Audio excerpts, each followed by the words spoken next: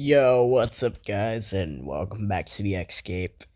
And also, if you happen to like all things nerd and geek, then I definitely think you should consider subscribing to this YouTube channel, by the way.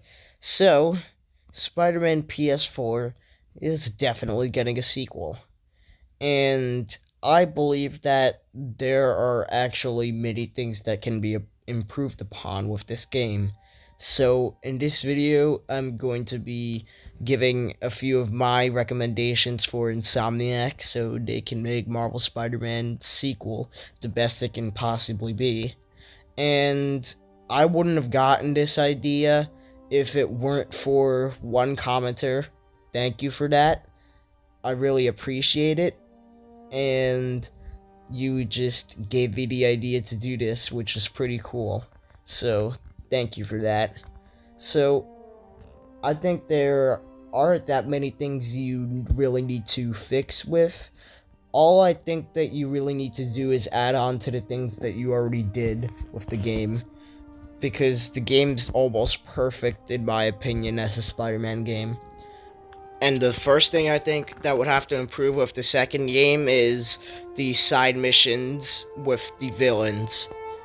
I really liked the Tombstone side mission because it actually had cutscenes, it was interesting, and overall, you just wanted to see more of this kind of stuff in the game. So I want it to be more like Batman Arkham Knight, where there are a bunch of villains throughout the game as side missions, because that would be pretty cool. But for the crimes, I think that they're alright.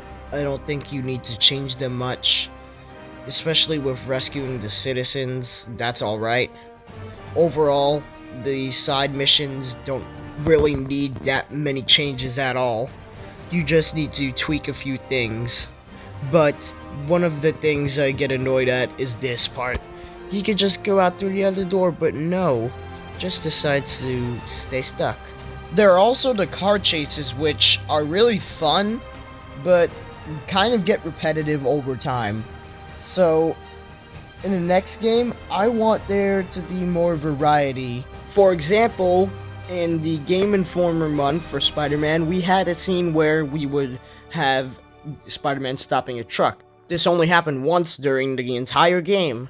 So, in the next game, I want there to be more variety with car chases and crimes, since this will get a little bit repetitive over time. And also, I like how Spider-Man PS4 implemented its friendly neighborhood Spider-Man feelings with Howard and catching the pigeons, and many more side missions being a friendly neighborhood Spider-Man. So I wouldn't change anything about that in the next game. But something I'm really kind of irritated about is something to do with the buildings and the fake reflections that are in the game. So, while I was crawling up, and I saw the buildings in a reflection. So then I turn around to see those buildings because, wow, that's cool, right? And then I realized that those buildings aren't even there.